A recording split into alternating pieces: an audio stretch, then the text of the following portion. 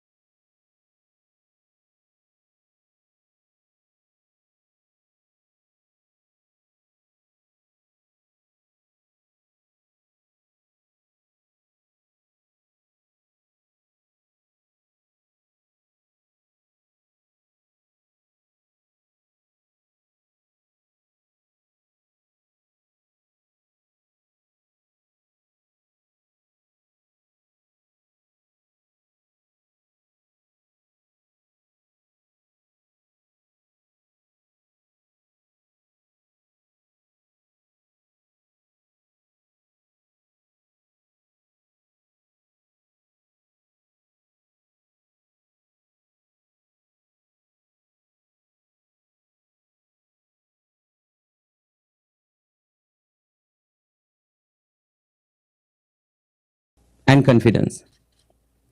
And there are areas, I think, when it's come to integrity of elections, there are areas I think need to seriously look at and improve. I think one of the main area which I wanted to highlight or emphasize, equal playing field. There are a couple of disturbing factors on that area. Number one, I think Rana just mentioned, the vote buying. I think it's public secret now. So everybody knows it is happening across the country, not only these elections, even in the previous elections. It's a well-known factor that has to be addressed, because otherwise it will undue advantage the people, the candidate, those who have financial power. So somehow, if we maintain equal playing field, we need to address this issue. Vote buying and vote selling, the both. And also the misuse of the public resources, and maybe the power also. That also observed throughout the process in many ways. The government resources being used and taken the advantage for some candidate. I think that is the duty of the COMLEC, that they need to address this issue. And implementation of campaign finance, the ceiling. I think the law has been there for decades now, but the implementations part is lacking, or there are rooms to improve on that. It is not easy, and it is not only Philippine.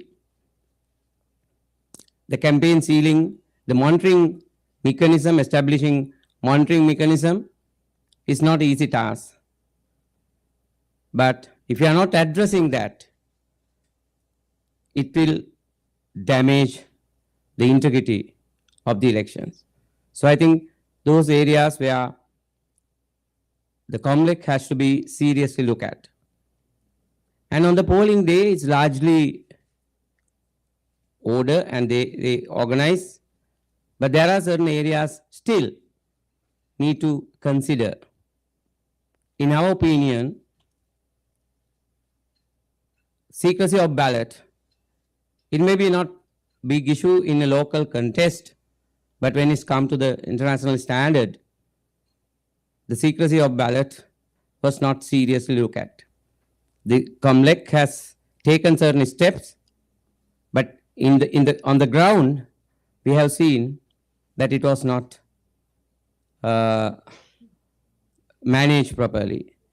And queue control also, the inside the polling promises were properly managed, but outside, I think we need to have an extra effort, or we need to increase maybe some polling officials for the future to manage that.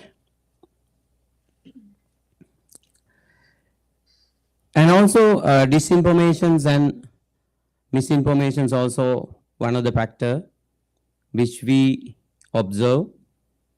I think those things will elaborate my colleagues, members. But finally, I wish to say that ANFREL is willing to engage with Philippine, engage with COMLEC through our membership in the future, because we believe as ANFREL, the international experts, international experience will make differences and will strengthen the democracy of the countries. So that is, we have been experiencing in last 2.5 decades with our involvement, with our recommendations, not only ANFREL actually, the international observers' engagement, there are a lot of countries has improved in a big way. I think Philippines also one of the example. So with that, I hand over mic again to Rana.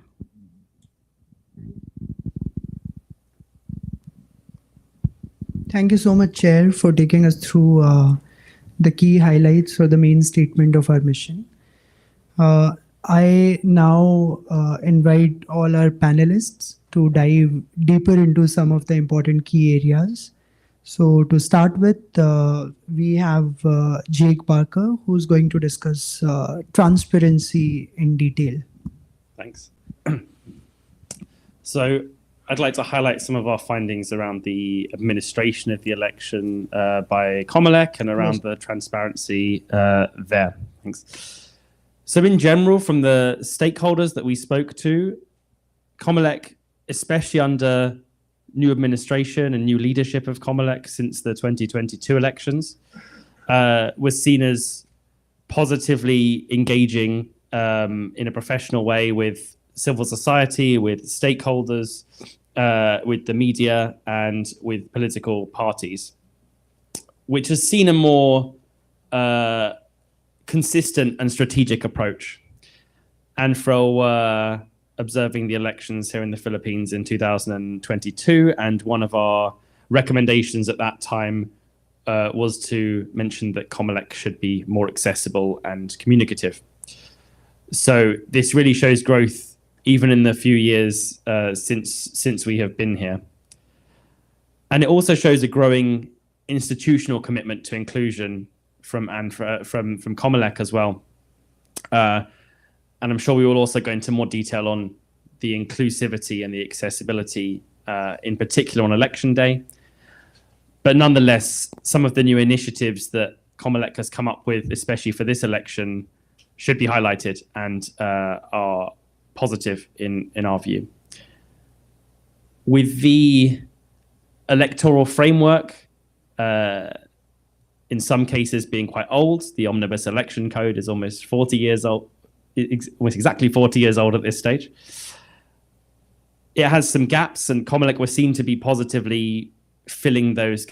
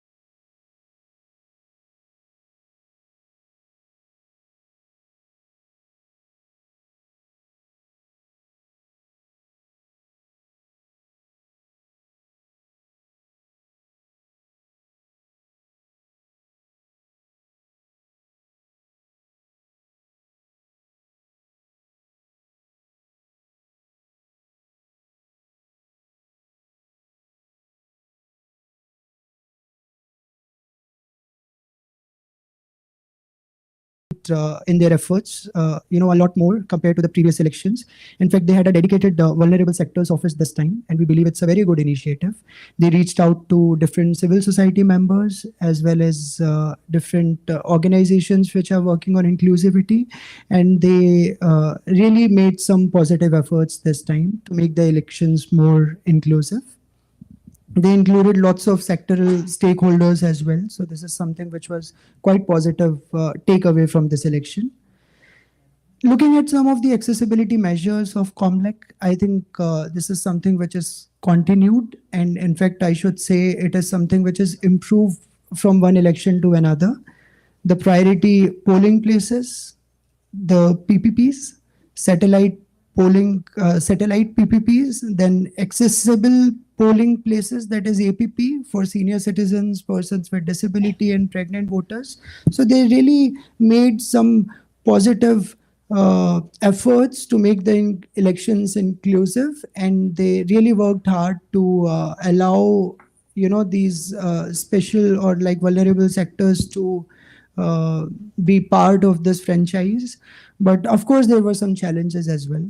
Other than that, there were also special polling places for persons who are deprived of liberty. And I also must highlight that our observers were also able to not just observe or monitor the regular polling places, but we also included in our observation all these special or priority or accessible polling stations as well.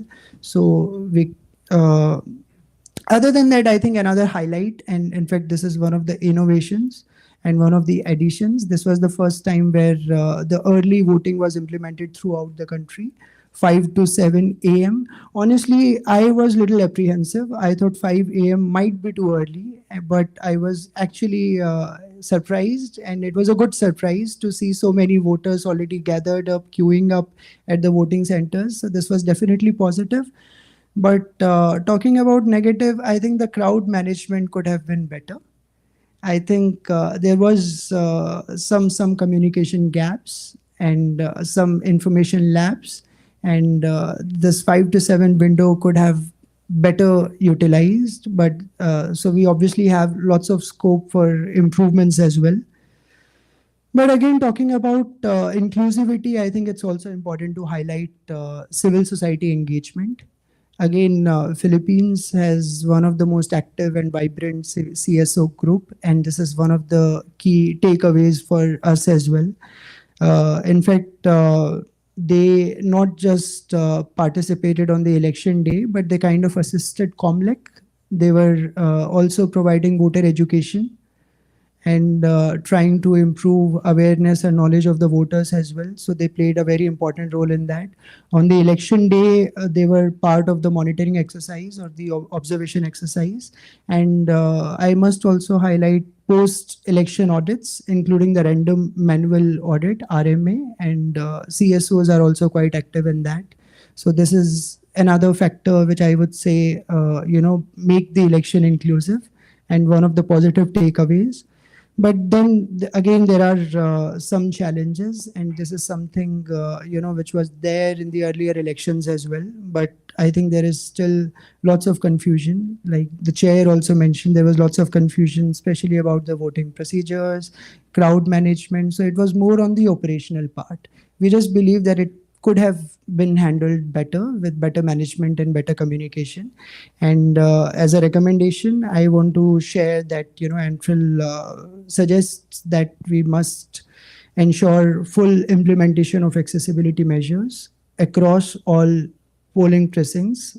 So it's not just about full implementation, it's also that all the provisions are implemented uniformly and consistently. So there should not be any difference, because we observe the difference as well. So that's it from my side about the continued inclusivity. Now I request our electoral analyst, Ninis. She'll take you through sorry, we have Jake again for focusing on the electoral competition. Then we'll have Ninis. Thanks, Mana.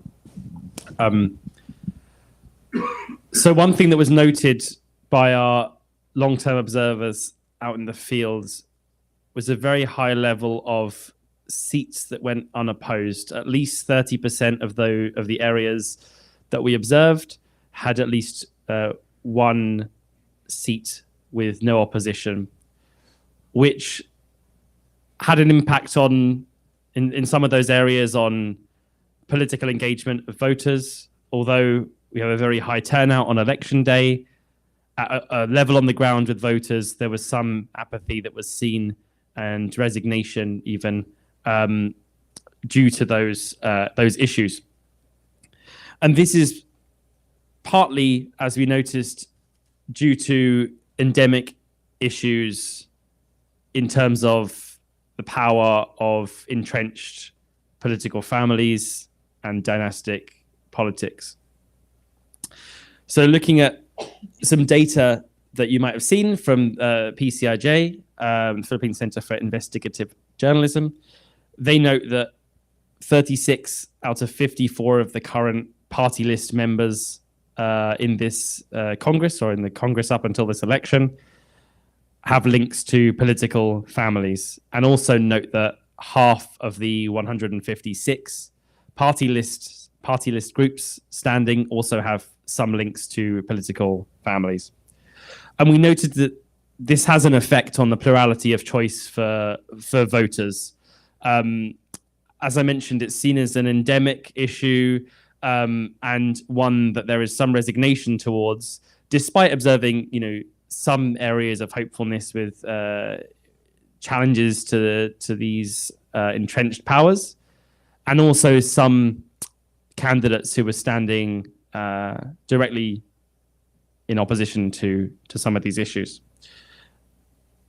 And really, this has been a case, especially in the party list, since the 2013 High Court ruling. I'm sure everyone is aware of the fact that there is an ongoing discussion around dynastic politics in this country, and it's obviously something that will not necessarily change overnight.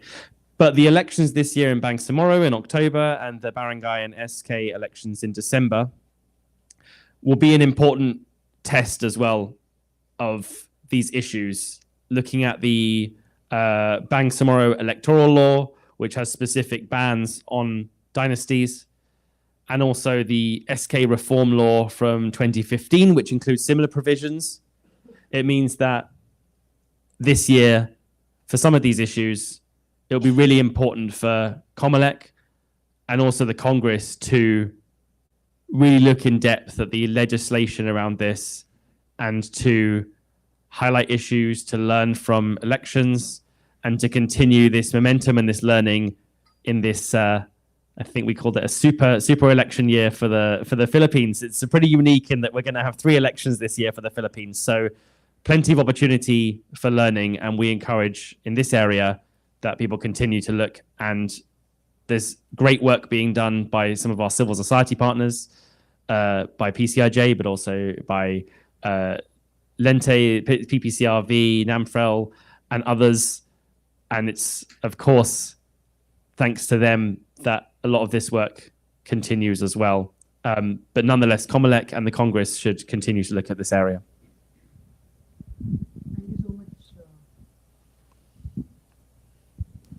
Thank you, Jake.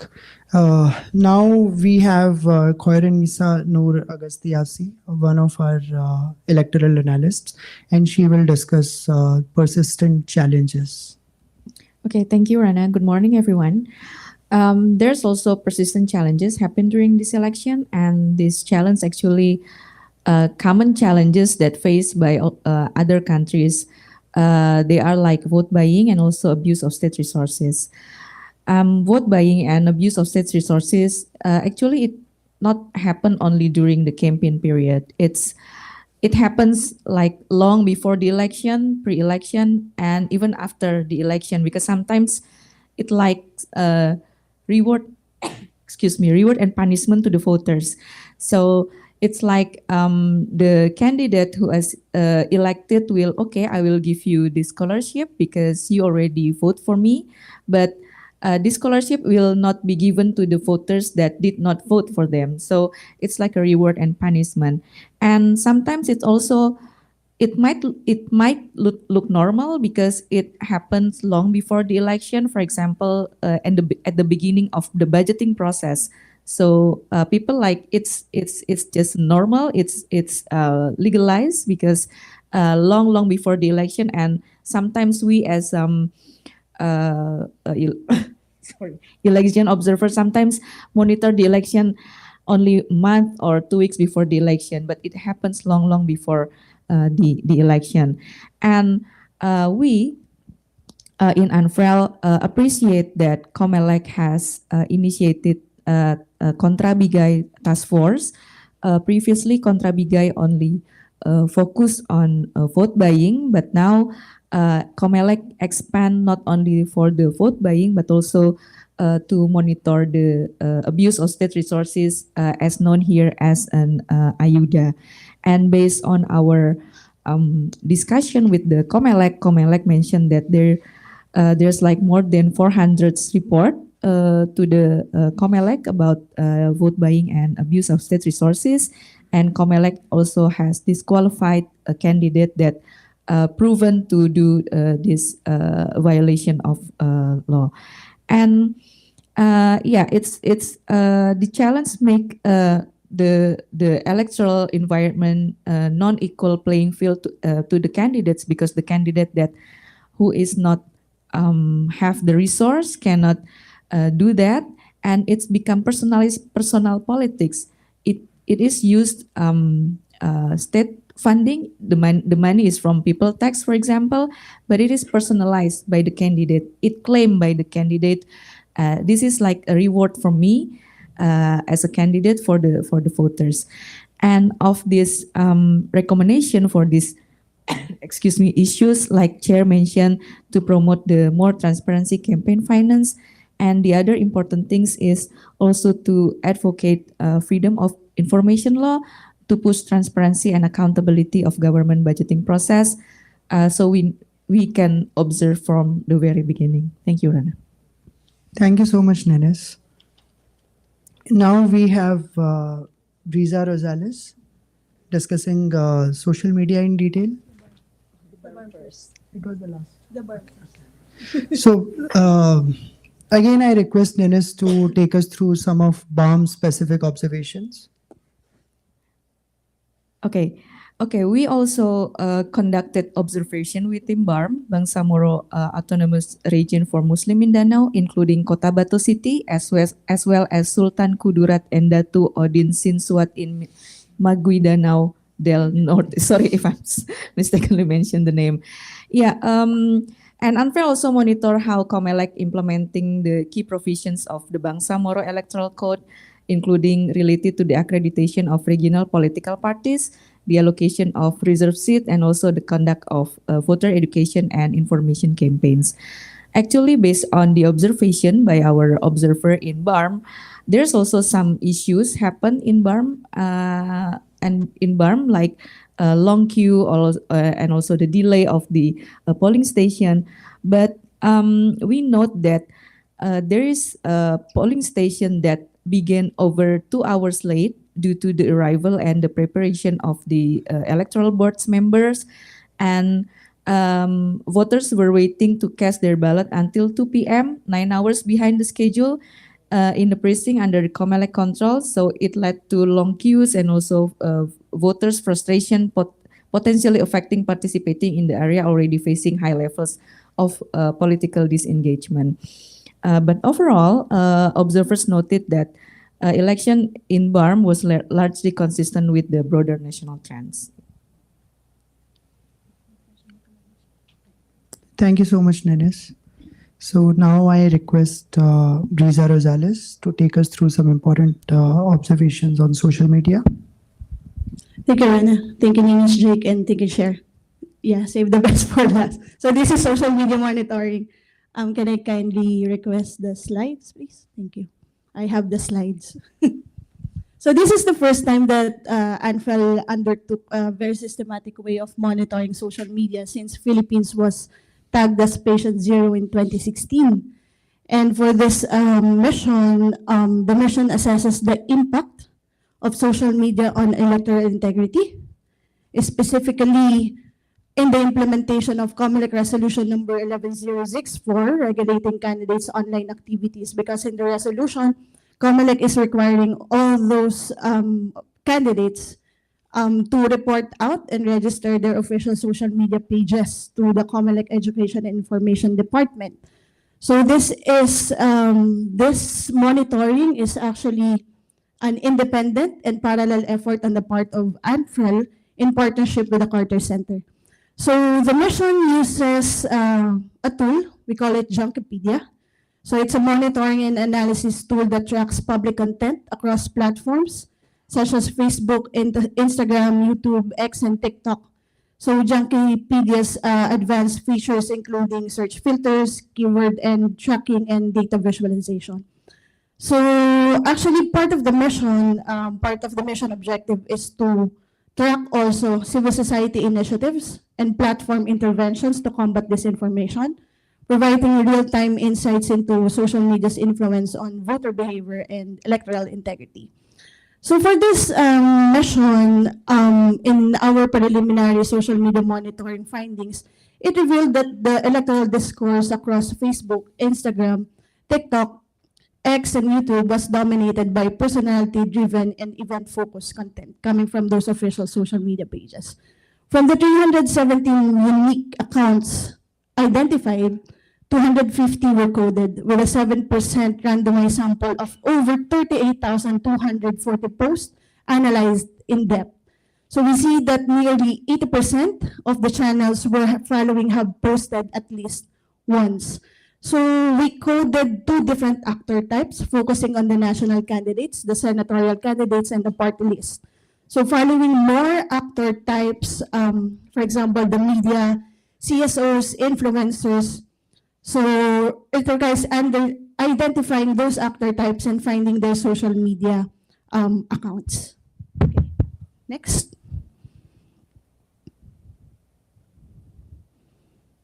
Okay. So we sampled from a much larger pool of posts. Each week, Junkipedia systematically harvested and archived thousands of posts, which is shown in blue, the color blue, and only a small fraction has been manually coded by our coders. So that's in red. So the random sampling makes the coding useful because although we code only a small proportion of the posts, doing so randomly allows us to extrapolate the findings to the broader data set. So this approach maintains the integrity of the analysis despite the limited sample size.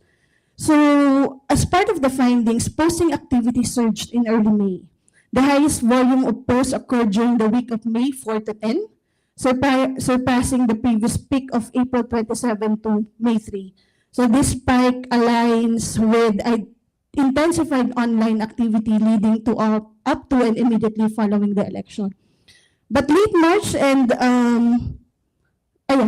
so actually the posting activity surged in early May. And next slide.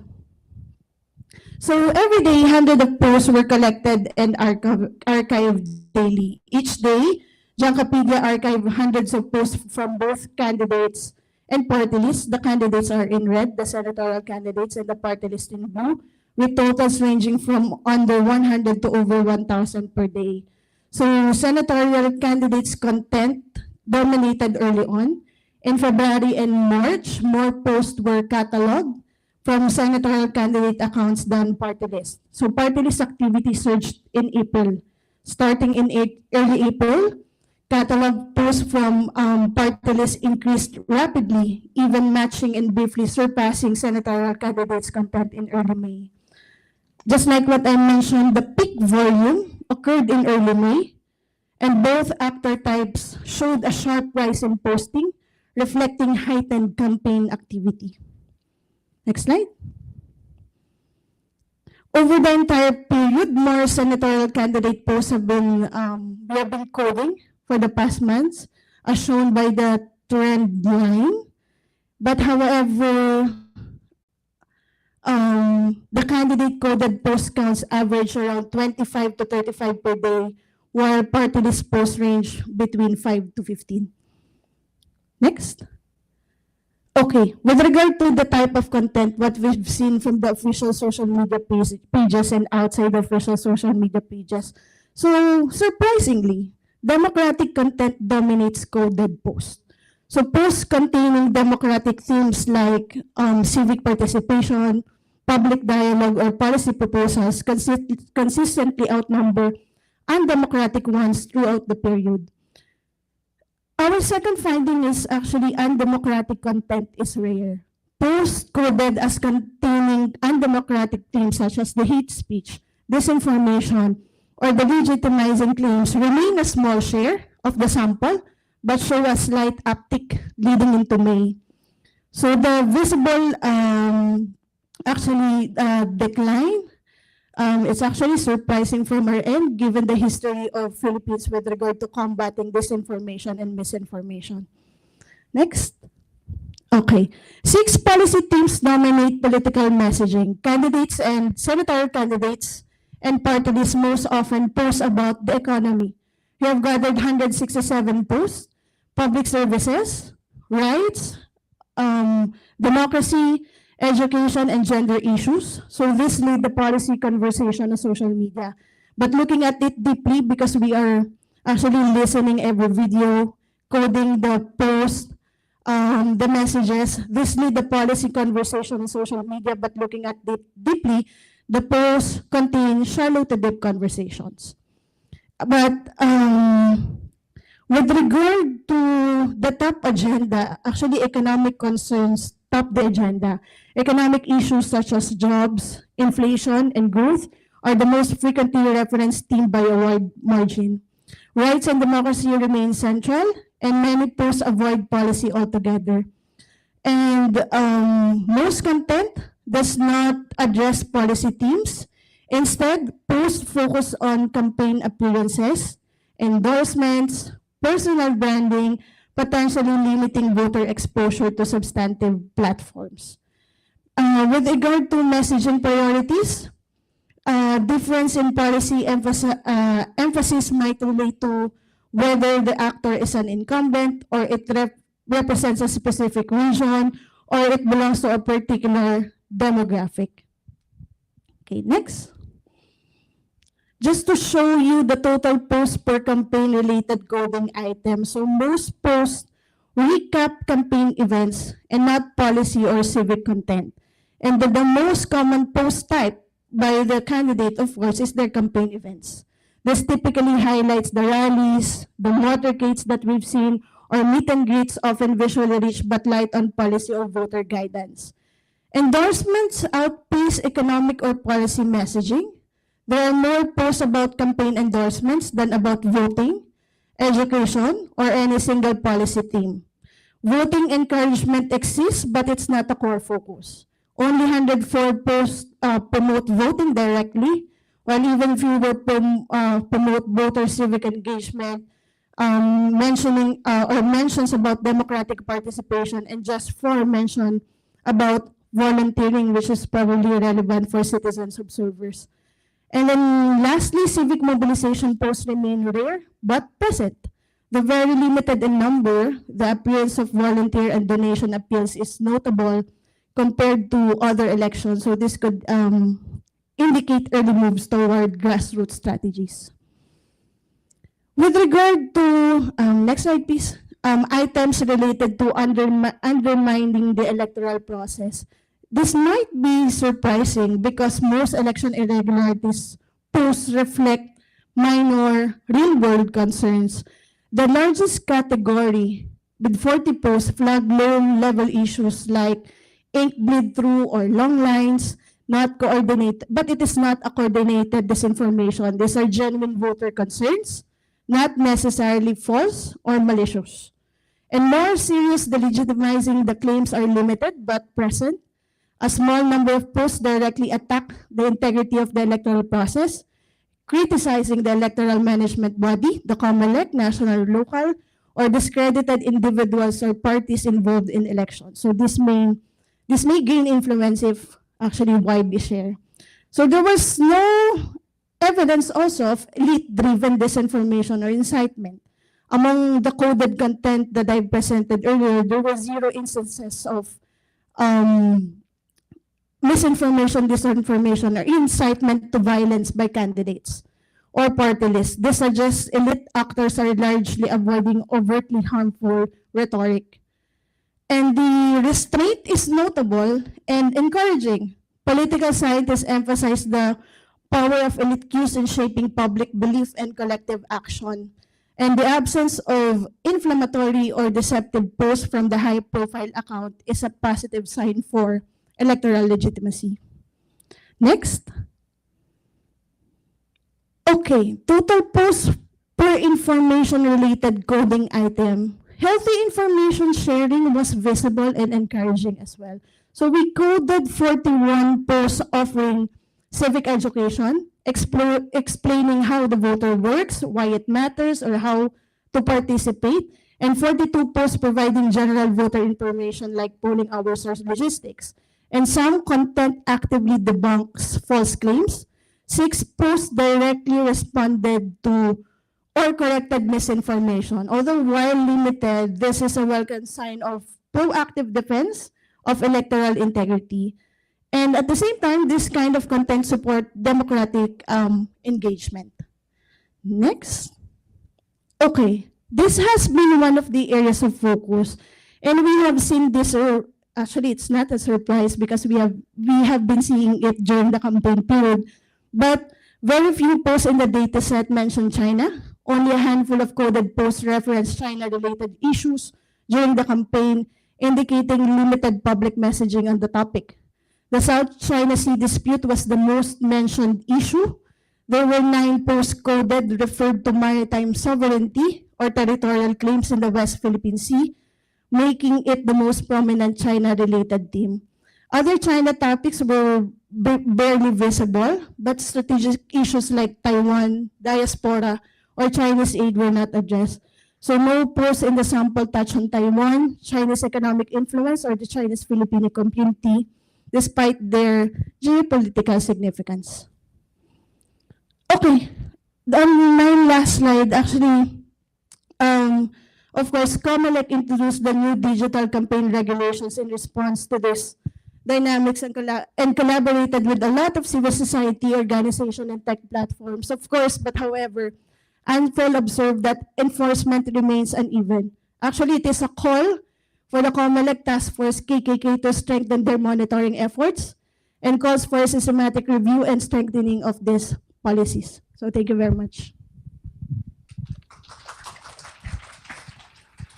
Thank you so much, Breeza. Also a polite reminder that, we have also given a QR code which you can scan in the executive summary document that you have. This will take you to the entire interim report. So I think now we can have Q&A if you have any questions to the panelists. So we would like to invite all of you.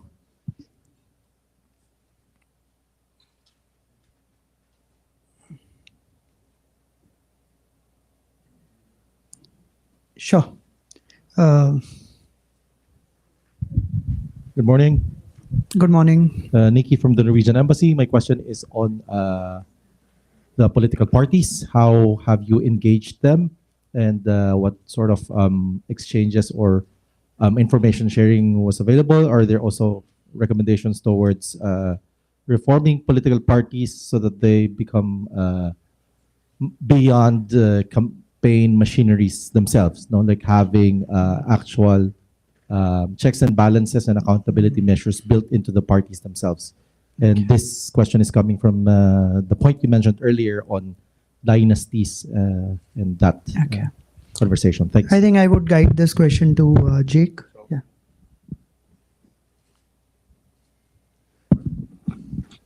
Thank you.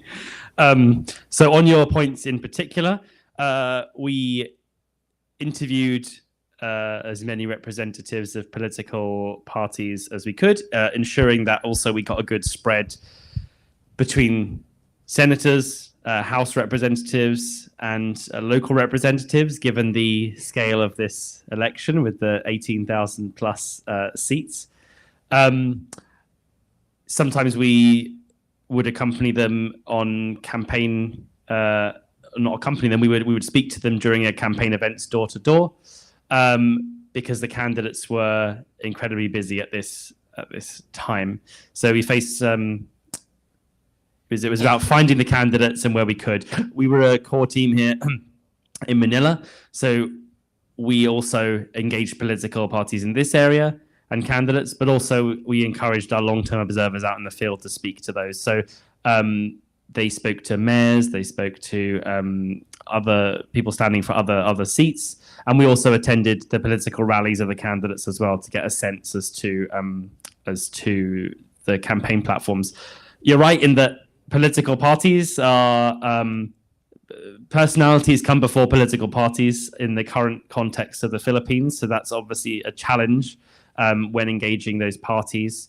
We tried as much as we could to speak to not just the candidates themselves, but also to the wider party infrastructure to try to understand on some of the areas around policy and some of the areas around the inner workings and how those parties were, for example, ensuring that their candidates did not break rules around vote buying and abuse of state resources.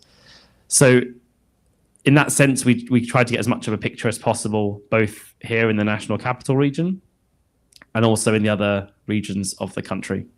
Did that answer your question? Hopefully. If anybody wants to add any comments on that, Dennis? Yeah, talking about political parties, we realize in some countries that political parties is less institutionalized. So challenge like political dynasties or political parties that doesn't have a certain mechanism in recruitment or in the candidacy process. So they just choose anyone that has big money or related to the elite as a candidate, because the goal is to win the election, just to win the election. So it will advantage to the candidate that has money and also relation with the families that already been in the politics. And actually, on the other hand, we talking about political dynasty, we cannot choose from what family we're born, right? But the challenge is, if there is no mechanism within internal political parties, it will not make equal treatment between the member of political parties. For example, if my father is the chairman of the political parties and Riza is just a regular member, my father will pick me as a candidate. There is no equal treatment between me and Riza. So in some recommendation, it stated like at least political parties need certain requirements. For example, you have to be at least 3 years as a member of political parties so you can be nominated. It can be make the political dynasty lesser, in my opinion. Thank you. I think I wish to add one point related to the experience from the other countries, and I think this issue is everywhere, especially in the Asian context. I think it is high time for us to consider the mechanism, system to select the nominations, the criteria, because no point just to having elections, even if it is free and fair. But if we are unable to select quality, capable politicians to run the country, innovative people to run the country, no point just to have elections and select the peoples. Actually, this is beyond the elections observations. It is high time for civil society to look at it, lobby to the political party to serious about how they are going to select their candidacy, because otherwise voters doesn't have any choice. If they go with the party, whoever in the list, they have to follow, or otherwise they have to serious about only on the candidates. So therefore, I think the civil society need to get together and pressurize and lobby or come up with some mechanism for party to seriously look at the quality representative, quality candidate in an initial stage. Thank you. Yes. Yes. You did not make any reference in the machines. I was following up television. I was on Channel 7 yesterday. And at 10 o'clock in the morning, they were reporting as many as 300 machines malfunctioning already. Number one is your precision or stand and machines. Our friends from Europe, they left already. The Europeans discarded totally the use of machines already for a number of reasons. One, lack of transparency. Two, the people don't trust the machines at the end of the day. Three, they are afraid of the accuracy of the count of the machines. So, one of the machines. The second item I have observed is, other than the machines, well, anyway, and the machines, I think of the other Yeah, like- political parties. There are no political parties in the Philippines. Yes, in the sense of what a political party ought to be. So there is no unpolitical parties in the Philippines, but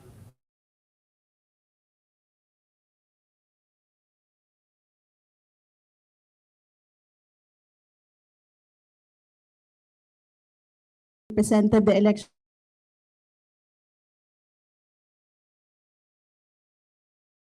Just to reiterate our main findings there is that probably two, because the main reason that the Philippines has procured new machines, of course, is to improve transparency and to increase the confidence of the public because of the 2022 issue. And we have highlighted the underutilization of the enhanced transparency features of the automated counting machines. Number one, since during voter information campaign, ACM demonstration, COMELEC has been highlighting that the voter has this privilege and the right to review the front of the ballot by 15 seconds and the other one by 5 seconds. So it has been underutilized. Sometimes it was bypassed. Observers were able to monitor that some are not actually doing ballot review verification. And at the same time, actually some EBs are bypassing it. So it actually reflected the kind and quality of the training of the poll workers, because giving justice to the transparency feature that the automated counting machines have. So it should have been used more during election day. Second, with regard to the QR code in the VVPAT receipt, during the closing and the transmission stage, we are actually waiting for the poll workers to utilize the ballot verification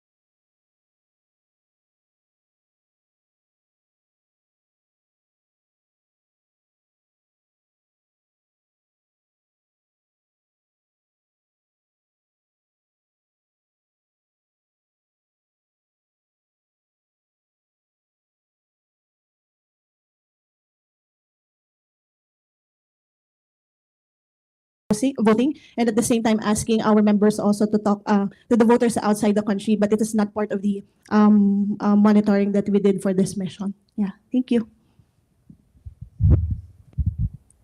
But yeah, we did expect a better turnout this time, but it is unexpectedly low. So maybe there could be some transparency issues because we thought since it's online, so more it's like easier for people to vote.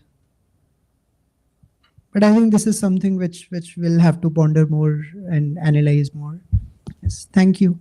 Any more questions? Yes.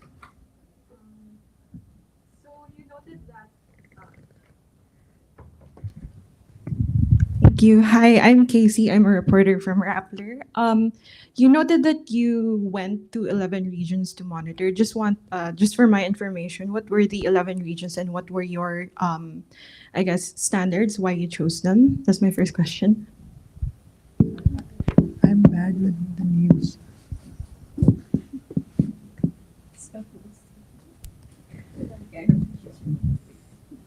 No, okay, I will answer.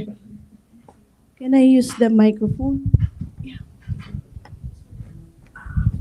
Okay, the 11 regions. It's number one is Cordillera Administrative Region. We covered Baguio. In Ilocos region, we covered Vigan and Batak. In Region 2, we covered Tuguegarao.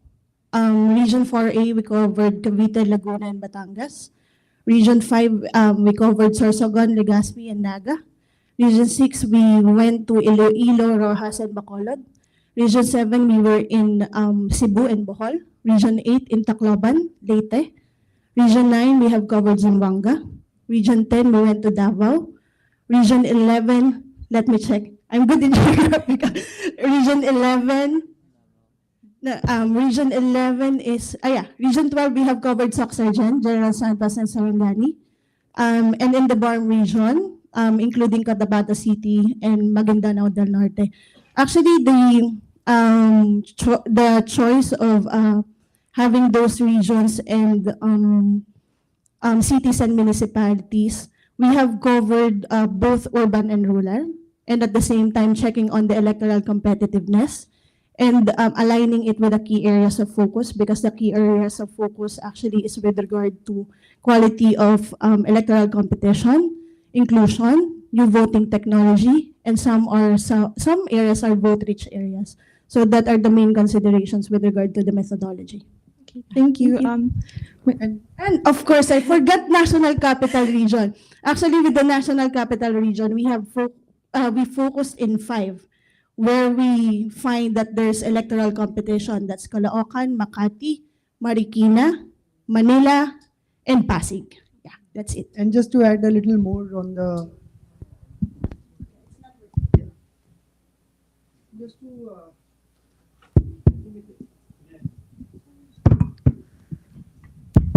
so just to add a little more on the methodological front, we used both qualitative and quantitative methods. So our observers reached out to wide range of stakeholders, including EMBs, including the local CSOs, including the stakeholders like voters, including the vulnerable sectors, to understand the various dimensions of the issues. And like Brisa explained, that definitely aligned with our key focus areas.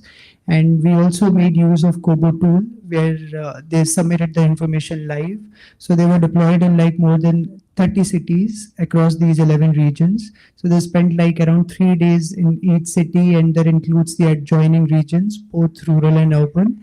And they submitted detailed reports or Kobo forms to us, so that our analysts can regularly look into the data as well. For election day also, we had separate forms for the opening procedure, for the election like the voting procedure throughout the day, and for the closing and transmission of results. So that's how the methodology goes.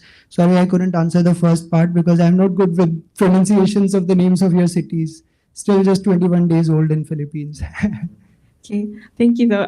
So my second question is, I think, for Jake, but everybody else can chime in and give their thoughts. But can you elaborate more on your observation that you saw apathy among voters in localities that had uncontested candidates and entrenched political families? Because I just wanted to somehow reconcile that with the high voter turnout. So what were the conversations like in these areas?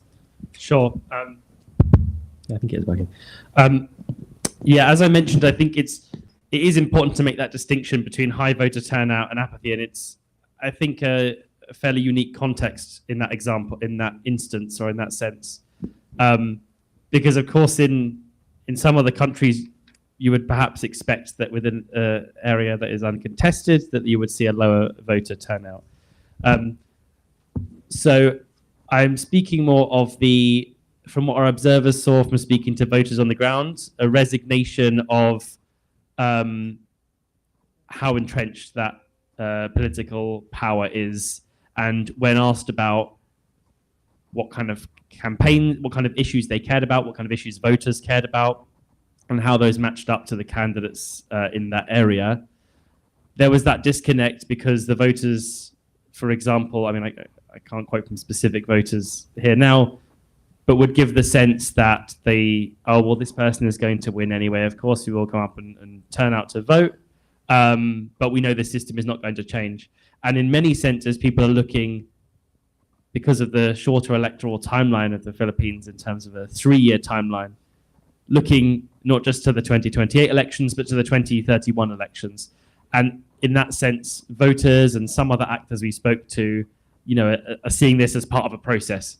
So in terms of the apathy, it's more to do with this particular election and the resignation, I suppose, of the status quo, despite us seeing, some good observations and some good examples of people who are making active steps to change that. Yes, thank you, Jake. I am reminded of the time limit as well. I think we just have a couple of minutes more. So maybe one last question, and we'll maybe prioritize media for that as well. And of course, we can continue with this discussion, later. Thank you, Rana, Jake, Chair, Justicia, and Brisa for the presentations. Just a quick question. I think I know that right before election day, we heard the issue about access to the polling places. Did that at all impede your observation? They're all looking at me. To be honest, it did not. I can answer in two hats. Of course, it affected us.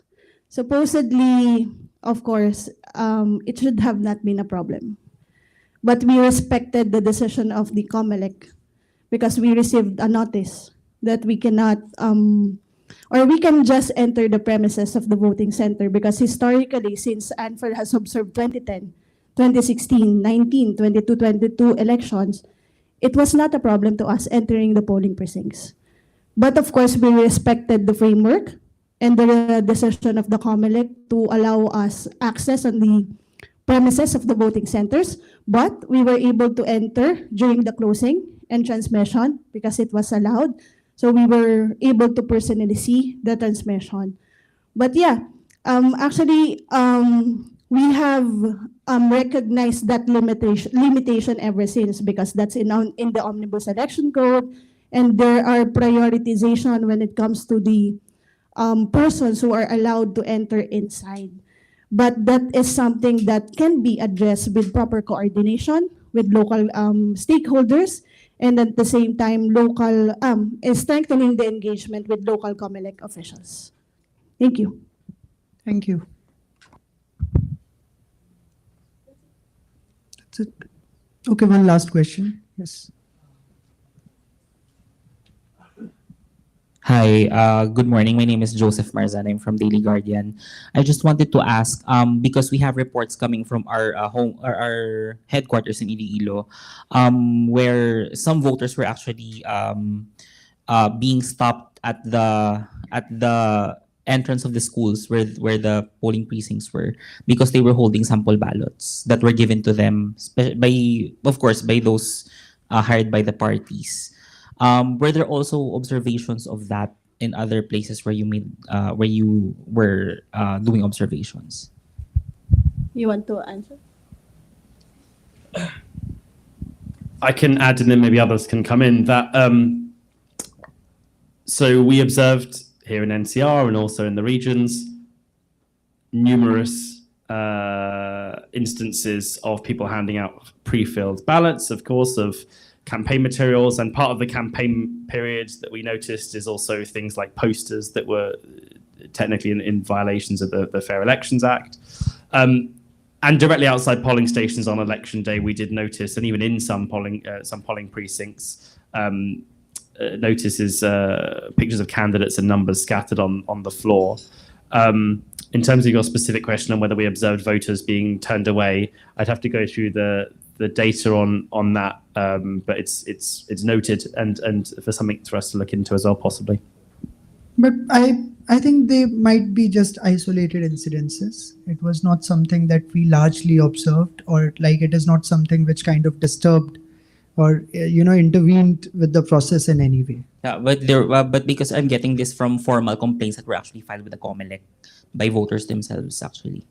So I was wondering if there were other cases in other areas of the country. We did not receive the same reports in other areas. Yeah. But we did observe unlawful electioneering, that kind of election offense. Just like Jake mentioned, there were still supporters campaigning for their candidates, but we did not receive that kind of report that voters were not allowed to enter. Yes, and we are of course limited by our own observation. So we did manage to cover around 270 polling precincts on the election day, but this is not something that ANFREL observed so far. Yes. And on, if I can still ask one more question on specific instances of vote buying, were voters able to share what kinds of how they were able to receive money from political operatives? I think it has become quite advanced, but Nines can take that. Yeah, in areas that we are observed that there is some vote buying activities. For example, voters get money around 1,000 pesos from the campaign team candidate, and not only money, but also, for example, like free food or other stuff, good stuff during the rally and campaign process. But we, actually, in some our observation area, there's like announcement that if you saw practice of vote buying, you can report to this number. But we still cannot verify who is this that responsible with this number, because it's not formally from the COMELEC. And I think this is something sometimes which is also very difficult to keep the track of. And I think it's also the responsibility of citizens, so that they also keep a watch on each other, because I think they are the ones who are the pillars of democracy, like the most important parts. So it is something which should come ideally from the citizens as well. And we also observe that, this is also something which maybe over the time period, it has become like, new normal, or like some voters, they have also normalized this. Yes, but obviously this is something which is against the fairness or the right practices. So I would close this session now. Firstly, I would like to thank all the panelists for this engaging discussion. So huge round of applause for them.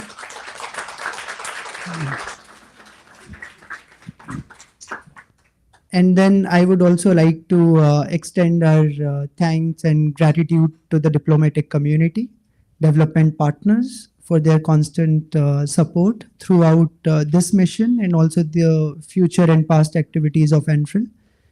Then, of course, civil society partners, especially ANFREL's members, Lente, PPCRV, you can raise your hands. Yes, Lente, PPCRV, and ANFREL. So we are very grateful because your guidance and your support throughout this mission has been very helpful. And then, of course, media. Thank you so much for taking out time for this and participating in this event. And I would also like to thank our mission management team. Some of them are already here. So ANFREL is really fortunate to have such a dedicated and hardworking team, and all our mission coordinators, national coordinators, as well as the assistants, LTO assistants, EA assistants, and the entire support staff. So thank you so much. And then, of course, our LTOs, our short-term observers who are not here right now, but huge round of applause for them also. They had gone without meals, like not just on the election day, but many other days as well. So really appreciate their efforts and dedication. And then, of course, Filipino voters, all the stakeholders that we reached out to during our observation mission, all the interviewees, and the rest of the contributors to the mission. So thank you so much. I would like to request my colleague John, who's the Senior Program Officer for Outreach and Communication at ANFREL, and he also served as the Mission Coordinator for Media Relations and Communications for this mission. So he is going to moderate the next session. So over to you now, John. Thank you.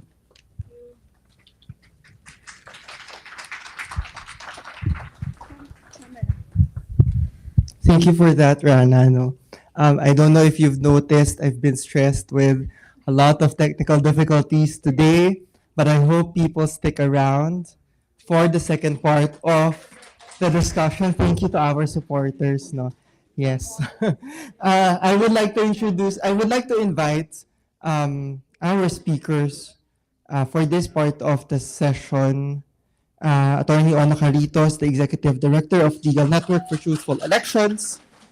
Mr. Jude Liao, Executive Director of the Parish Pastoral Council for Responsible Voting, or PPCRV. And, and Ms. Cora Ignacio, the Membership Committee Chair of the National Citizens Movement for Free Elections, or NANFREL, and also the Secretary General of the Asian Network for Free Elections. I am actually also not much prepared. Please, ma'am, take a seat on here on the stage. I'm not much prepared, so please forgive me. But I wanted to say first, before the opening spiel that was given to me, that this is a full circle moment for us. I don't know if you've been following our small podcast series on our social media pages. It's called the Election Observer Podcast, where we talk to different electoral stakeholders, particularly civil society organizations, of course, election observer groups that are working in the Asian region. And for our second episode, after our pilot episode, it has gone a couple of months before we started on the next few episodes. We resumed the podcast with a discussion with the same group of people here on this stage to discuss election campaigning in the Philippines at the start of the election campaign period here in the country. So this is a full circle moment for us because we're here now after the elections discussing what they have observed in this election. No? So for my question, of course, how are you guys? No, no, I wanted to ask first, what are I know it's the initial, it's just been like a few days after the elections. But from the feels like yesterday. Yes, I know. But from the campaign period and even before the campaign period, no, up to this point, what are your key findings or observations during the 2025 elections? And were there new challenges or improvements worth highlighting in this election? Who would like to go first? Maybe we start with Ma'am Cora. I think it's all. First, I'd like to thank ANFREL and the men and women in the team for spending time here. It means a lot. Your presence means a lot in lending integrity to the process of our election in an era where everyone is complaining about the narrowing democratic space in Asian countries. The presence of international observers in our exercise, even if it's a midterm election, and your very objective observation counts a lot. So thank you very much. Now, you were, like Dami, I easily forget questions. What were you asking us? Yes, ma'am. My question was, I guess from the moment that we had even during the election period, all throughout the election period. What were your key findings or observations during these elections, and were there new challenges or improvements worth highlighting? Okay. I am very glad to note that the observation of NAMFREL pretty much aligns to the observation of the Asian Network for Free Elections with regards to the openness, inclusiveness,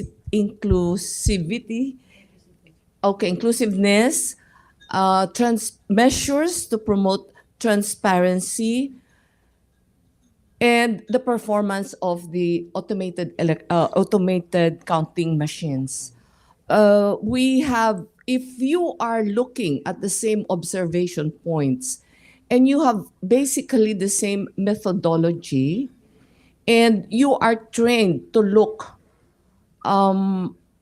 objectively, then you will more or less have a convergence of observation. So basically, we appreciate the effort of the election COMELEC, of the COMELEC in instituting innovative measures, no, to address critical problems in this election. So they have formed task forces and study groups to address specific questions and the now questions, specifically the vote buying. So they have a task force on vote buying.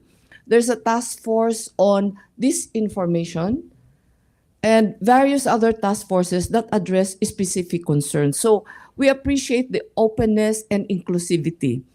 And number two, starting in January, COMELEC has been conducting stakeholders meeting and updating not only the election management bodies, but the media and other concerned parties, including the political parties, I think, updating them on the developments, the preparations.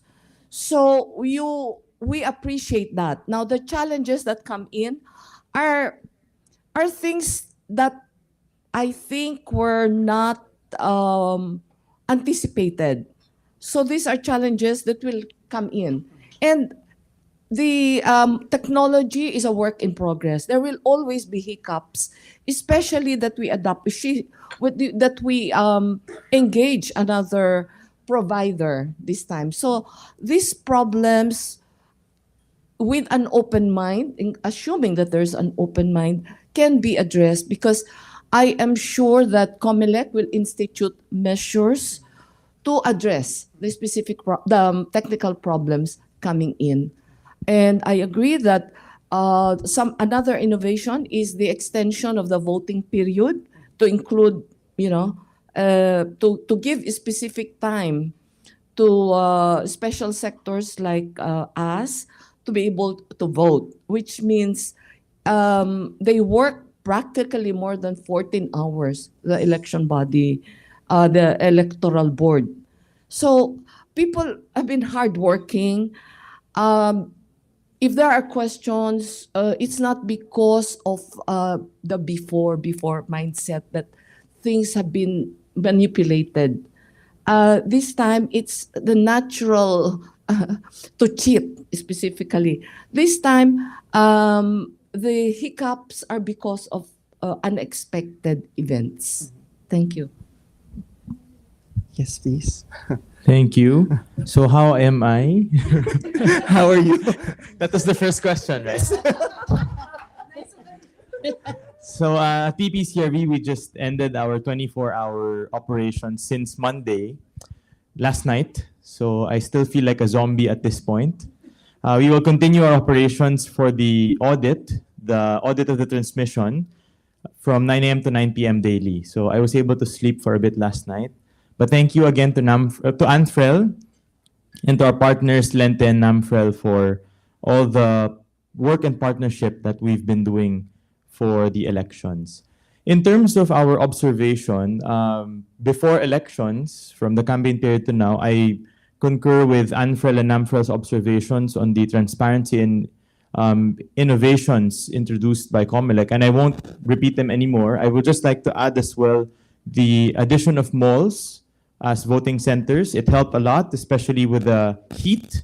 For those who are on the ground, you experience yourselves how hot it is and it was in voting centers. So those who voted in malls were blessed individuals and voters. And then second, on the early voting hours, it was very much a welcome development for vulnerable sectors. However, it's good to note that this increased the number of hours for teachers and poll watchers as well. Yes, it only increased by 2 hours before the start, but that also means an earlier start for opening procedures and a later closing as well. Many of our volunteers and teachers spent almost 20 hours at voting centers. And by the close of elections and by the time they were giving out election returns, you could only imagine the hot-headedness of people on the ground, given the heat and the long hours of work for everyone as well. And the last I would like to add on the innovations would be the and transparency. Aside from the regular briefings, the regular invitations as well to many of the activities of the Commission, as well as the live-streamed activities of COMELEC, which allowed more participation and observation of these activities. Then on election day, as mentioned, the new system brought about, of course, new challenges and new hiccups on the machine side and the transmission side. For us in PPCRV in particular, we noted and already brought to light the delay in access to the results after voting. So we only were able to receive the first file at around 8:40 p.m. on election night. And we flagged that right away together with the media and ANFREL. Aside from that, the gap between the COMELEC server and the transparency server, COMELEC was at already around 79%. We were only at around 60% in terms of results. So we questioned that. And COMELEC swiftly responded that by the next morning, we got the balance of that gap. Although we're still waiting for an official response and explanation for these things. And the last that we noted on these hiccups would be since there was a new provider for transmission and the machines, there were changes in file formats, in processes, in the technology side, which of course changed a lot of things as well in terms of how we operate as CSPOs, CSOs, and in terms of how we do the audits as well. And I'll speak to that more later. I just have a comment with Jude's statement that he feels like a zombie. It's good that you feel like a zombie as long as we don't look like zombies. So good morning. Exchange na. Let me exchange.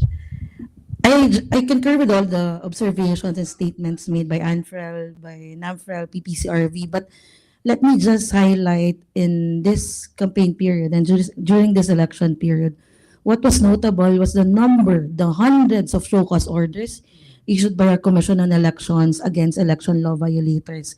And this is the first time actually that we saw our election management body issue out hundreds of show cause orders. So we welcome this issuance of show cause orders, but we are still we would still monitor what would happen to these hundreds of show cause orders, because it would be remiss on the part of COMELEC if nothing would happen as to these hundreds of show cause orders, because if nothing would happen, candidates and their supporters would just feel more emboldened to commit election law violations this coming 2028 or 3 years from now. So I would like to highlight that that's one of the more notable innovations made by COMELEC to fight impunity or the lack of accountability in our elections. But John, let me ask for your consent, because I would be remiss if I prepared something as to our observations during election day. Is it okay if I go through our election day observations? Okay, I thought you wanted to play my rap video, but No, not yet.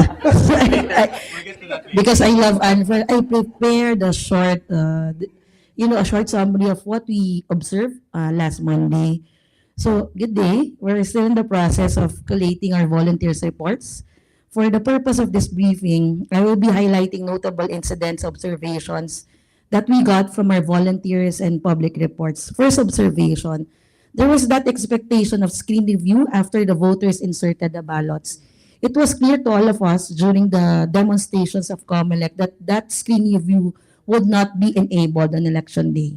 Unfortunately, what COMELEC did not do was to remove that provision in the general instructions on voting, counting, and transmission. So for future elections, I think COMELEC should remove provisions that they would not implement so that it would not be a cause of confusion for stakeholders, especially political parties and their watchers.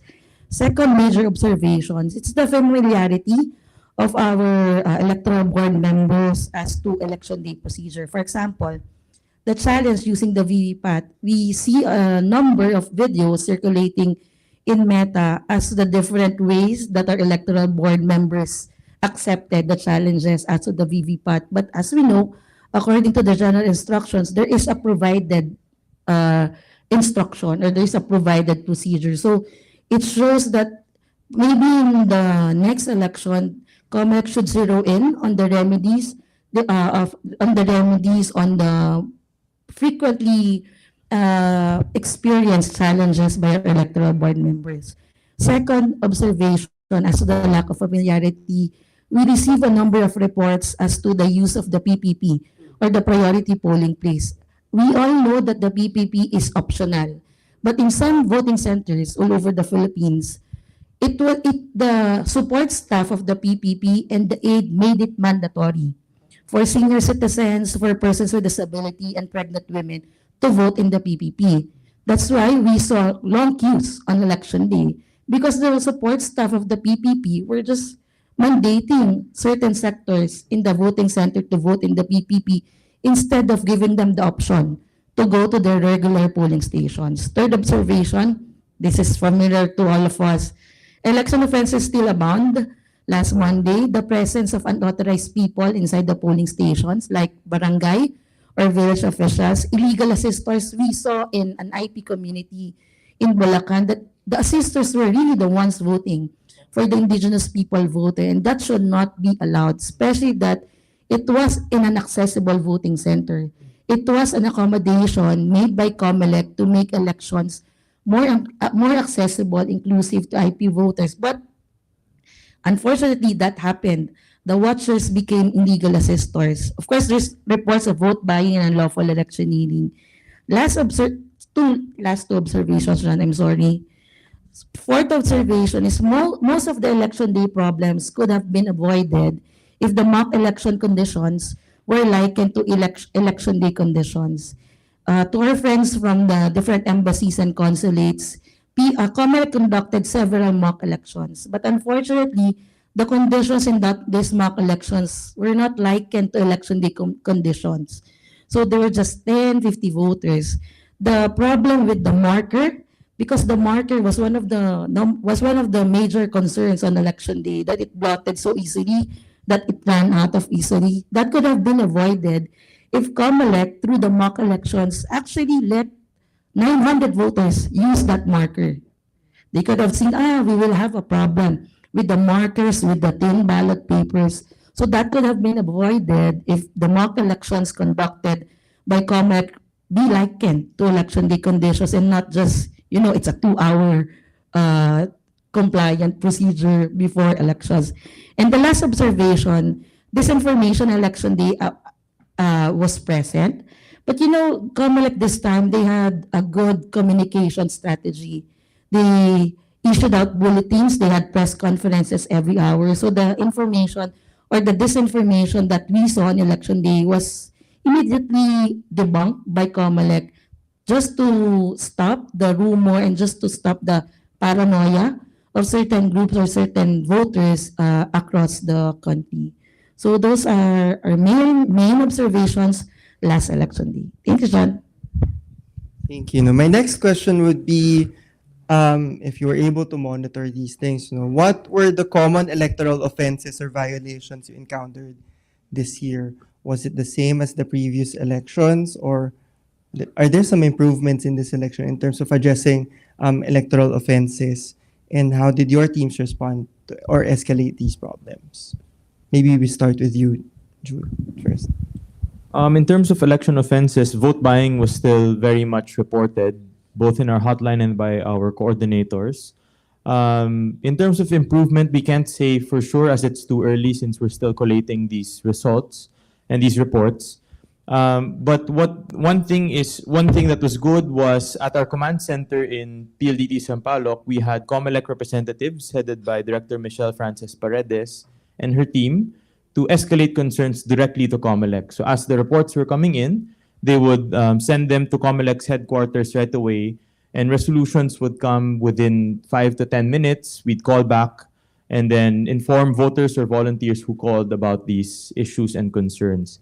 Another concern or election offense that we usually hear about would be the presence of, as Attorney Ona mentioned, the presence of individuals who are not supposed to be in polling centers or even nearby, because many of them, even if they're not inside anymore, as they exit, they put up a small tent right outside, and that's where they station to give out sample ballots. Some report giving out IDs, and in exchange for something, whatever that something could be. These are reports we're still verifying at the moment. And we did hear swift action on some of them, but there were still some reports that were in action because in discussion with COMELEC, it was a question of who will tell these people what to do or what not to do. For some of them, they were saying PPCRV, since we reported, should inform them that they shouldn't be there, but that's not our role. We are citizens' arms who help watch the polls, so it should be the election officer or the DESO who's on the ground to inform these individuals of what they should and should not be doing. Oh, now we go to this way again. I think just like what I mentioned earlier, we really like the Committee on Contrabigay 2.0 headed by Commissioner Maceda because of their efforts to fight not only vote buying but also abuse of state resources. Because ASR is also a big problem like vote buying, but it's not talked about. It's not that talked about. If you take a look at our elections 3 years ago, if you Google ASR, you will not see any mention of ASR in Philippine elections. But now, ASR is being talked about. So we really like that effort of our Commission on Elections led by Commissioner Maceda to fight vote buying and also abuse of state resources. But what we notice is there's an interagency task force or committee there were the government agencies, the civil society partners of Committee on Contrabigay meet every month or every 2 months to give updates. And in the last update, unfortunately, if you take a look at the number of partners of the Committee on Contrabigay, most of them had no updates. It was only us who gave updates on the number of reports that we got, 100, on vote buying and abuse of state resources. So if you compare a small NGO, a small election monitoring organization, getting 100 reports to government agencies like the PNP, DICT, and their updates that they haven't gotten any reports on vote buying, and that was, I think, a few weeks before election day. So I think for the preparation for the 2028 elections, the Committee on Contrabigay should immediately reactivate itself for the 2028 so that these government agencies would be more, more involved in the process of monitoring and fighting vote buying and abuse of state resources. Same. Basically, two big problems. One is, it seems that the chaos attending the election day in various poly centers, very disorderly.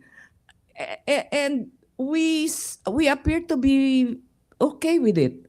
In other words, we go through, one of my friends waited for 3 hours to be able to vote. And it was, if the voting center was comfortable, it would have been okay.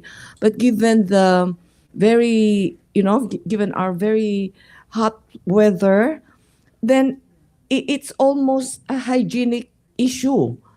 So I think something has to be done. I understand that the principal, there's a voting center manager, and I don't know where they are. So the voting center manager has to be held accountable for organizing. Number two, in fairness, there are lesser problems of disenfranchised voters. Not many people not very many people complained about getting lost or not finding themselves, not finding their names in the voting center or being directed to another voting center. So in fairness, I think the list of voters has been improved. The one thing that worries us is the normalization of big time cheating, big time lack of choice for the voters. If our STOs leave the Philippines, the one Filipino word they learned is ayuda. I was listening to the reports yesterday and everyone was saying the ayuda was meant this way, the ayuda.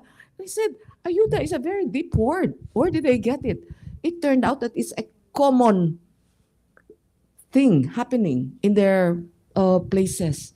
The ayuda came this way. The ayuda did not come late. The ayuda was unfairly distributed. The ayuda came from there. They know the word ayuda, and which is the abuse of state resources. The akap, these 4 syllables, yakap, whatever, has been institutionalized, and they know that how it is distributed, and the resources come from LGU officials. And the number 2 is, it seems that we have been immune to having the same people with the same surnames fighting it out for the various positions. So you have daddy and mommy and oldest son and sister-in-law and brother-in-law and father having the same names in the slate. So we have lost the political party system. We have to regain that. I am of the age that I just know the Liberal Party and the Nacionalista Party, and they have manner of recruitment. There's a manner of nomination to field their nominees. Now they invent political parties several legal months before the election, and so I do not know anymore the political parties. I just know that there is political party of this person and the political party of this person. But we have lost the political party system that has, well, of course, it's a political initiative, not COMELEC's, but the worrisome thing is that we are limiting the choices for the voters. So even if even if we introduce technologies and innovations in elections, if you select from the same pool, then you do not have democracy. That is what is worrisome. I see. I hope it's not a bleak picture for the Philippines, no, and that there's still somehow hope. Because I wanted to talk about your collaborations now with the Commission on Election. Because I know NAMFREL, PPCRV, and Lente have been working with our election management body, of course, in their efforts to address issues of related to elections. No? So I wanted to ask how your organizations collaborated with COMELEC and other electoral stakeholders for this election. Maybe we start with you now. This is your mic. I get confused with the mic. Okay. Thank you, John. I think just like what Ma'am Cora, Jude said earlier, this COMELEC has been the most open and the most engaging COMELEC. I've been in the election space for 5 years already. I've been in the election space for more than a decade already. I can personally say that this is the most open, engaging COMELEC. We work closely with Committee on Contribigay, the Vulnerable Sector Office, as to accessibility of elections for vulnerable sectors. And we're also working closely with the Task Force KKK, or the task force created to fight disinformation and monitor online campaigning during this campaign period. So that's our engagement with the Commission on Elections. But we also work closely with other government agencies like the CHR. CHR is represented today in monitoring the voting of vulnerable sectors. We also work closely with NCDA, NCIP, the government agencies in charge for the vulnerable sectors. And of course, we're working with our partner from the teachers organizations, Teachers Dignity Coalition, led by Sir Benjo Bosas. So we got a number of other reports as well from our electoral board members or from the members of TDC who acted as electoral board members last Monday. So that's our partnerships for this election. Okay, thank you. I reiterate what Brisa said. It's almost like sleeping with the enemy, you know. Before, all the previous COMELEC administrations have treated us as watchdogs, very bad watchdogs. But now they have changed the mindset and call us partners. And as in all relationships, sometimes you get satiated. They invite you in the morning for one activity and they invite you in the afternoon for another activity, and you run out of people because we are all volunteers, right? So you do not know how to what do you call this, oblige anymore, because there's so many activities and we have so few, limited time. But however, I'd like to sincerely say that this COMELEC is, not only competent, but kind of sincere in wanting to improve the election system. Some people in the audience will not agree with me. Yes, but I sincerely believe that engaging in the 2025 elections has been very rewarding. There's a confidence. You come away with feeling of confidence that we're doing things right. Okay. With regards, yes, the other. Thank you very much. Was that sent by COMELEC? Sometimes. No. No. Okay, thank you. COMELEC involves us in the many task forces, not only in the meetings. So we are involved in the various task forces, and we are involved in the task forces in the various activities to check the integrity of the machine, the technology, and the public relations efforts. But we do not have a and individually the decision of the COMELEC not to pass through the transparency server, but to give access to the to various stakeholders. Well, aside from the constitutionally mandated receivers of the transmission, it opened the servers to ANFREL, PPCRV, and the media, which shows transparency. So I may be overly saying things about the good things, but of course we mentioned earlier the challenges about crowd management, about the not preparedness of the election officials in the various provinces, and of course we have a regular bureaucracy. In other countries, they do not. Their COMELEC is not as extensive. Their COMELEC is only the commission in the head office, and then they mobilize. They invite members of the bureaucracy during election time. But we have a real bureaucracy from the head office to the municipal level. So the election level, the municipal and city level might stand some improvement. What do you call this? The ones at the provincial level and the regional level might be doing more to improve the operation at the grounds. But with regards to the head office COMELEC, I think they are doing things to invite public confidence in the election system.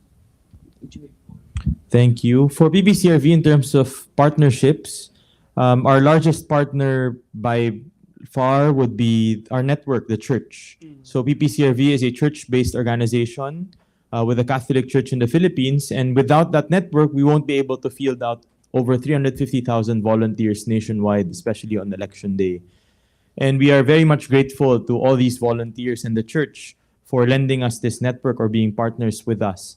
Aside from this, in terms of our engagement with Comelec, I agree with what has been said. And in terms of relationships, I would say it's a healthy relationship with Comelec now, in terms of a balance between partnering with each other and holding each other accountable. So with the many things that we've said so far, especially on the transmission, the delays, and all of that, we have only received action and no extra complaints or blame for these things. In particular, in terms of our engagement and partnership with Comelec, we have been very much involved, similar to NAMFREL, with the technology side. So we have an IT team headed by Dr. William Yu and Romel Bernardo, who have been hands-on with the local source code review for the new ACM, the new transmission system, and the randomization application for the selection of RMA sites. And aside from the IT department or on the tech side, we also have a good working relations with the PMO for the NLE and EBAD, because we also have the voters assistance desks nationwide, and more recently with the vulnerable sectors office. Okay, we're down to our last two questions, so please bear with us, people. My next question would be, of course, this is something that is always asked to election observer groups. No? After observing elections, after engaging in the process, of course, you come up with your own observations and recommendations to the election management body and other relevant authorities. No, but how do you, as organizations, ensure that these recommendations see the light of day? That's the right question, right? See the light of day, that they do not just exist in a paper, but they actually are being followed through in terms of policy reforms and electoral reforms, for that matter. Ma'am Cora, we start with you. Okay, I think it's also partly our fault. In the many elections and the many subsequent reports that we have submitted, the same issues come up. And I believe it is the lack of responsiveness. I do not know that the previous COMELECs have ever read our reports. Meaning, I don't refer to this one. This one is, we will see. The word is we will see, because knowing how responsive they are to the concern of the civil society group, we will see if they will respond to our reports. But the three of us have this practice and responsibility to submit our election end report.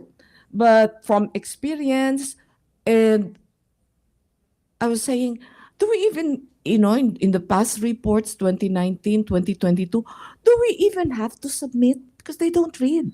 You look at the same recommendation and they are there, still problem. But we will see this time. We are hopeful about this administration, about this election commission. Administration. For us, what we learned from the 2022 was, aside from the full-blown report that we publish, which would be a 40-page report usually, we also send letters to specific COMELEC offices on these recommendations. And we make sure that they follow through by meeting with them and try to see which ones they can respond to and which ones we can work on a little bit more. For instance, the labeling of the election returns. Before, they just used to print 9 copies.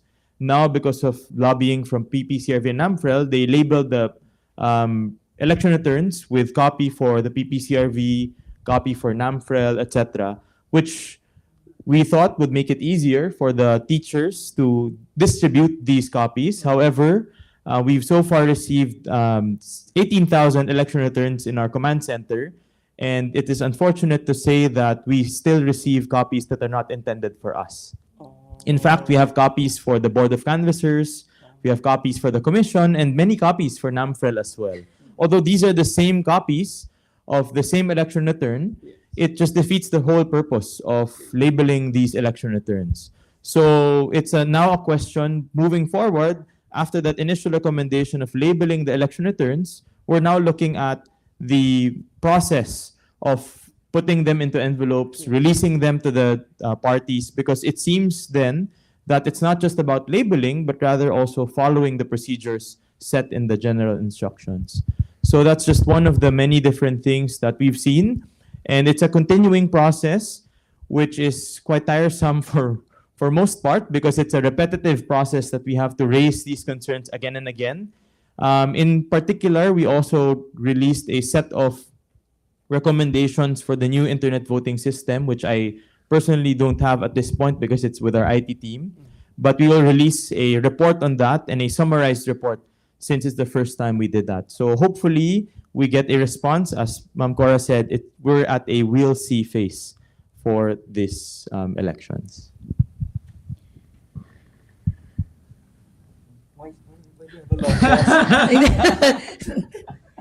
I'm thinking of a joke.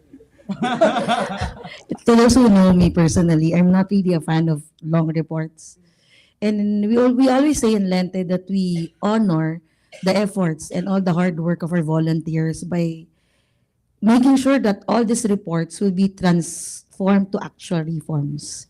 And fortunately, we've worked on a few successful reforms for the past few years, like the passage of the Election Service Reform Act together with Teachers Dignity Coalition, the creation of the Vulnerable Sector Office, the evolution of the Committee on Contrabigay, the registration of the official online accounts of political parties and candidates. So we're focused on pushing for reform because we feel that it's our work now and it's our responsibility to honor all the hard work of our volunteers by making sure that all these efforts, all these reports will be transformed into actual reforms, whether before our Congress, our Parliament, or before our election management body, the Commission on Elections. So that's our effort, or that's our focus after these elections, to continue with the reforms that were not that successful before these elections and to push for new reforms, hopefully in time for the 2028 presidential elections. Lastly, no, it's not new to us about the issues related to some election observer groups in terms of access. I just wanted to ask for my last question. Are there gaps in the legal framework that limit the work of election observers in the Philippines? And how do you think we should address it? Is there like a provision for election observers in the Philippines? Okay, then we start with you. You should start with the lawyer. With the lawyer. Yes. With the good lawyer. We're just a few in the room, don't worry. So we have rules on accreditation. But unlike NAMFREL and PBCRV, Lente is not accredited. We've never had, the last time we had accreditation was 15 years ago. But despite the lack of accreditation, we managed to get the work done. We managed to get the observation done. So it's not really, you don't have to get that accreditation. You just need to be more creative. And as we all know, you can really observe even outside of the classroom. But in some areas, you are allowed to go inside as long as you get the permission of the electoral board members and you introduce your purpose why you're observing in the first place. So I think, yes, there is a framework as to accreditation, but the framework doesn't really limit observers like us who don't have accreditation. So I don't know what's the problem with other,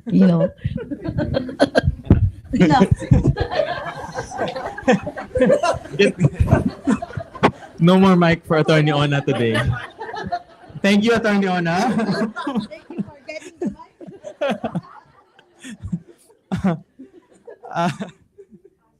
I'm not a lawyer, so I won't go into the legal aspect of access. Instead, I'll go into the practical and the on-the-ground access for us.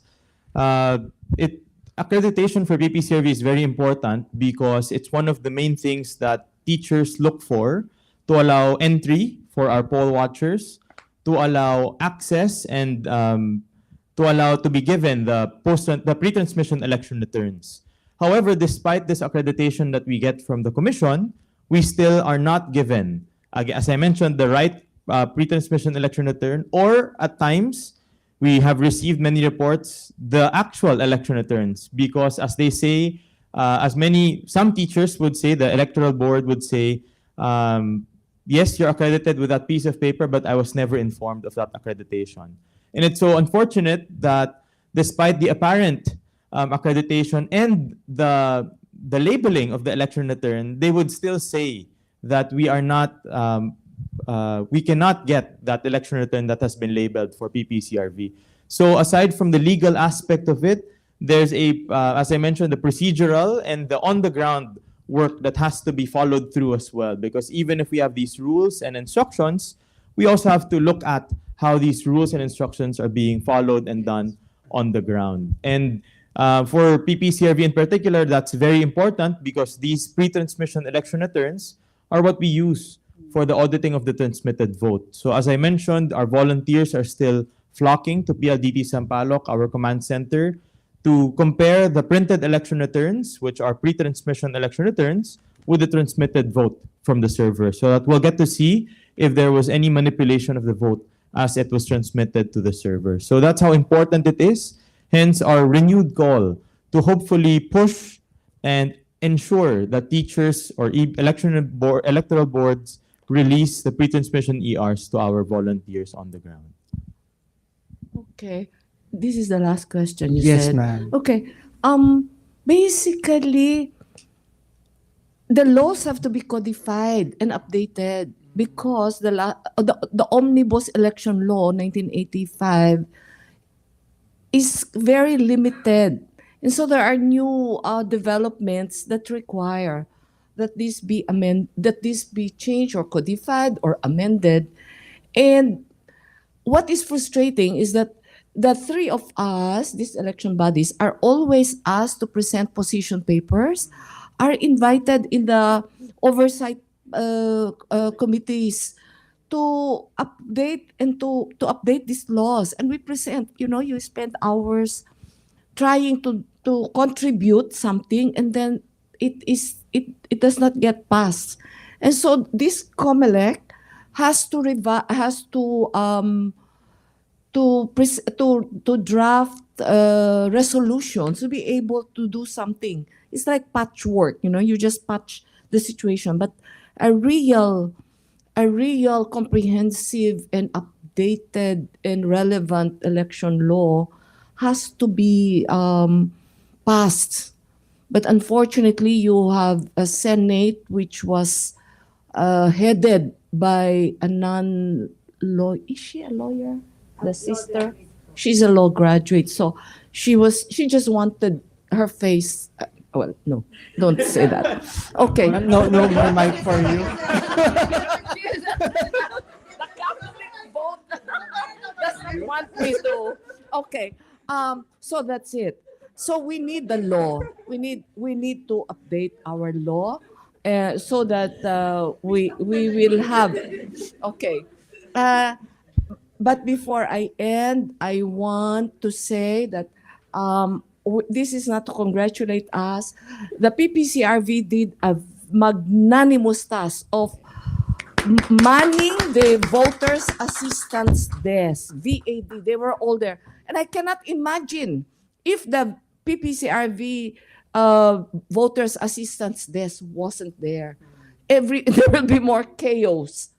Okay. And I'd like to commend Lente for guiding or helping assisting the COMELEC in the legal in updating some election matter electoral law matters, COMELEC. But it's not to say that the COMELEC is lacking, because most of the commissioners and most of the down to the election officers are lawyers, but they need an outsider looking an outsider to be able to provide inputs. And we always try to assist COMELEC in technological matters. So it's a team working there. And finally, COMELEC asks us for help, and it's very important. Ask us for help instead of being suspicious of our motives. So we have a good thing going there, like as in a love story. Of course, we wanted to think of NAMFREL, PPCRV, and Lente for the hard work that they've been doing. And we are very much proud that they are ANFREL members. So I think they deserve a huge round of applause. Thank you, Ma'am Cora. Thank you, Jude. Thank you, Attorney Ona, for joining us this morning. And that has been the episode of the Election Observer. No, that has been this morning's program on the release of ANFREL's interim report on its international election observation mission to the 2025 Philippine national and local elections. And of course, a very important exchange with our important partners here in the Philippines. Please visit our website, www.anfrel.org, for the full report. What